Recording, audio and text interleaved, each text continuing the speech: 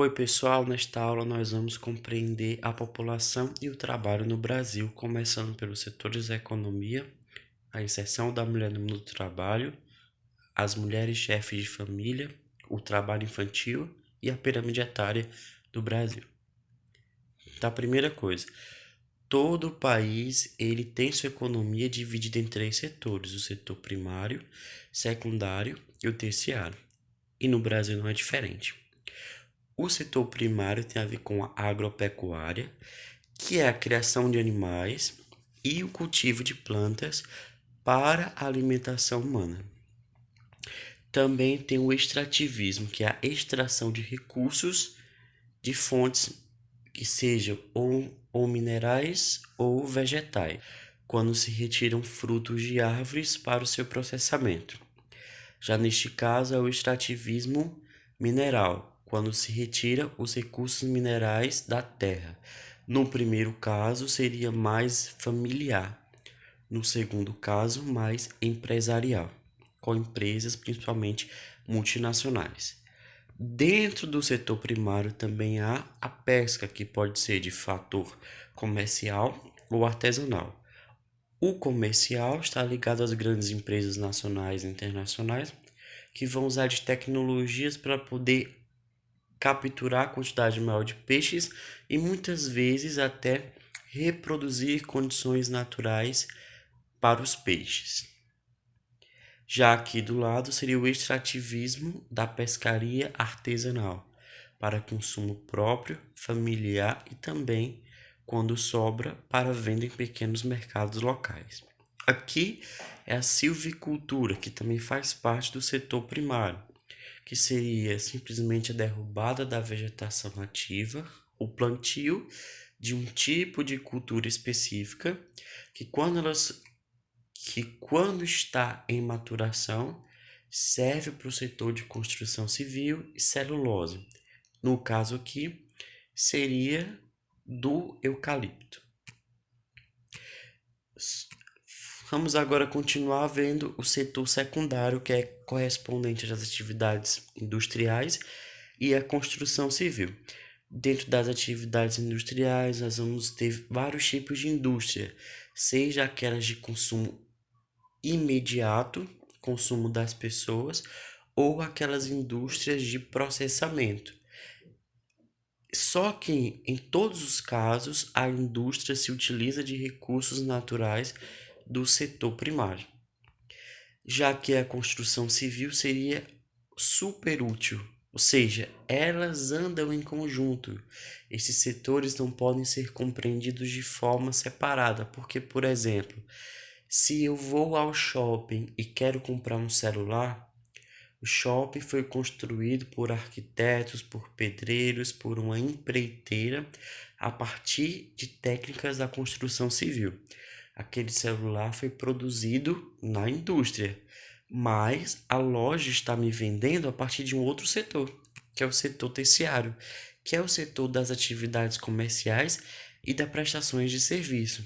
Essa loja que eu falei no shopping utilizou de recursos naturais e de recursos industriais e é uma loja construída com técnicas da construção civil, portanto.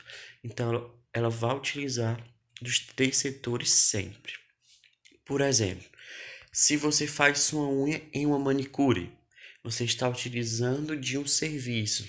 Se na sua casa teve um problema com encanação e você vai chamar um pedreiro ou alguém especializado, um encanador, ele é um prestador de serviço, faz parte do setor terciário. Dentro do Brasil, a nossa população economicamente ativa está assim distribuída dentro dos setores econômicos. Essa linha verde são as pessoas que trabalham no setor primário. Essa linha em laranja, pessoas que trabalham no setor terciário. Já essa linha em roxo, pessoas que trabalham no setor secundário. De 1940 a 2015, vemos que a grande maioria das pessoas agora trabalham no setor terciário. Lojas em shoppings, em ruas, em avenidas, nos centros comerciais e nos centros das grandes e pequenas e médias cidades. Só que nós podemos compreender também a partir desse quadro, dessa tabela, que houve uma grande diminuição no número de pessoas, na porcentagem de pessoas trabalhando no setor primário. Já no setor secundário, vemos que houve, de 1940 a 1980, um crescimento, que continuou pouco a pouco, mas que vem caindo de 2000 até 2015.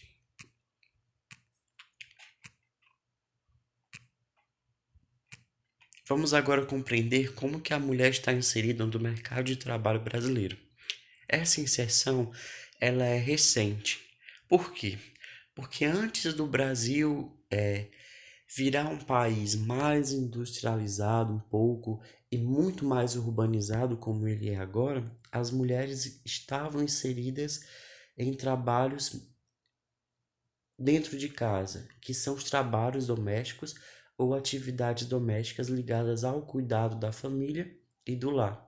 Só que nas últimas décadas nós estamos vivenciando grandes mudanças sociais em que as mulheres passaram a ocupar outros cargos de emprego e com isso está tendo mais força dentro da sociedade, mais independência. Só que isso, claro, não é algo que está associado a todas as mulheres, mas uma grande maioria das mulheres tem mais espaço hoje do que tinha há 50, 40 anos atrás. Quais são as causas? As 5 principais causas são: as mulheres têm mais escolaridade. Observe esse gráfico. Aqui, tanto em 2005 como em 2015, as mulheres têm mais escolaridade do que os homens, tanto no ensino médio quanto no ensino superior. A segunda causa: as mulheres estão tendo mais acesso à informação, ao conhecimento, aos conteúdos. Terceira causa: as mulheres estão lutando pela sua igualdade, por serem tratadas em igualdade de condições aos homens também. 4. Teve o planejamento familiar, que, embora não seja praticado por todos, é praticado pela ampla maioria. Isso fez com que as taxas de natalidade no Brasil e fecundidade, que é o número de filhos por mulher, diminuísse. Por quê? Porque as mulheres agora elas podem escolher se querem ou não ter filhos. Se você comparar com as sociedades mais, vamos dizer, atrasadas em termos de indústria e urbanização, e também se comparar com o Brasil de 60 anos atrás, você vai ver que a importância da mulher era dada mediante a quantidade de filhos que ela tinha. Hoje não é mais isso.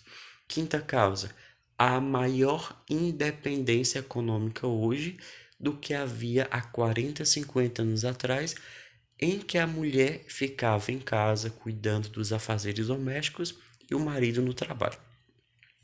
Só que isso não é só coisa boa. Não tem só coisa boa dentro dessa relação. Tem também coisas ruins, como os rendimentos médios mensais das mulheres no Brasil são menores do que os homens. Embora as mulheres estejam trabalhando, embora as mulheres sejam mais formadas do que os homens, na média geral, quando eu comparo elas com eles, elas ganham menos. Quais são, portanto, os desafios?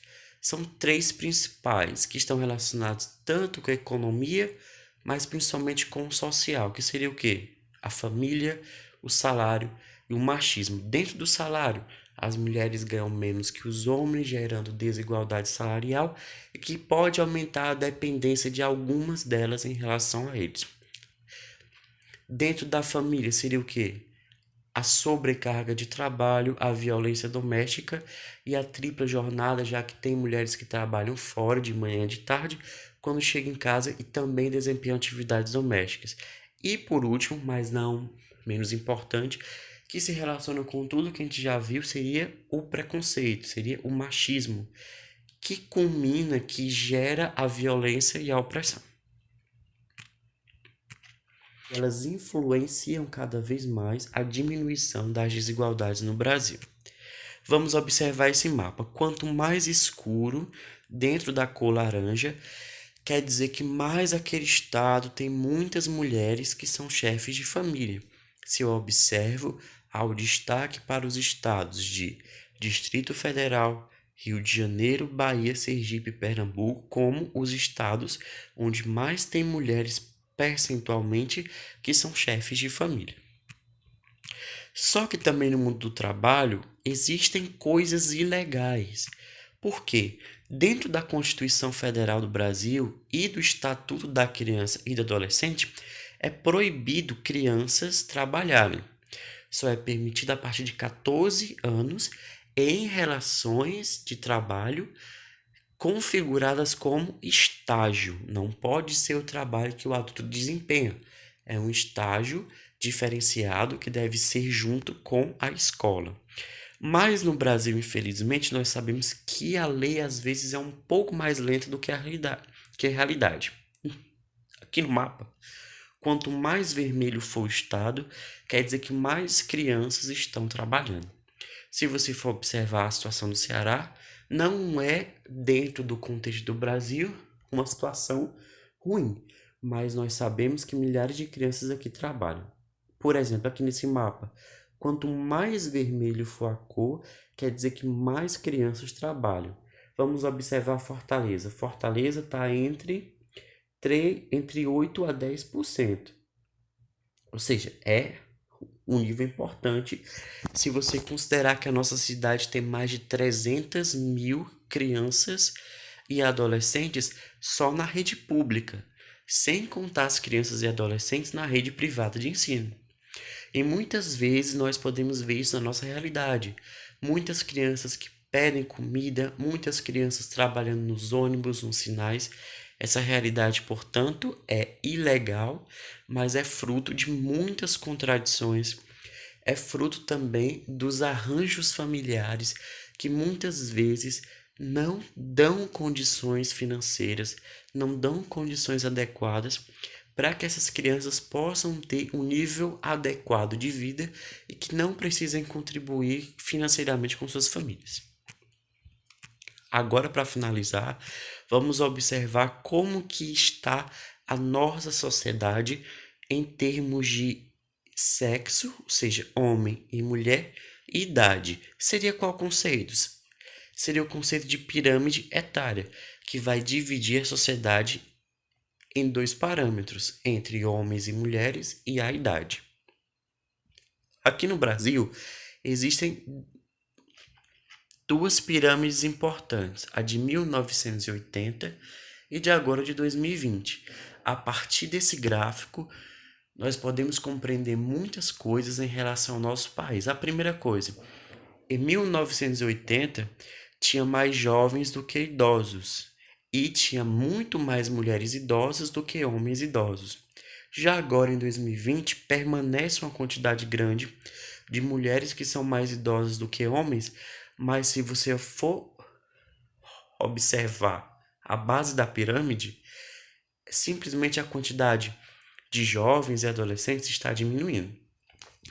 Com o passar do tempo, isso quer dizer que o Brasil vai deixar de ser um país de jovens para virar um país de adultos e depois um país de idosos. Dentro dessa tabela, dessa pirâmide, nós podemos também compreender por que as mulheres vivem mais do que os homens. Ou seja, porque muitas vezes elas estão em relações de trabalho que não exigem tanta atividade física. E muitas vezes as mulheres se cuidam mais em termos de saúde. Então, como que nós poderíamos resumir tudo isso? Nós poderíamos resumir na seguinte frase: dentro do Brasil, o mundo do trabalho é complexo, vírgula. As mulheres estão entrando no mercado de uma forma desigual, mas é possível compreender avanços. Seria isso.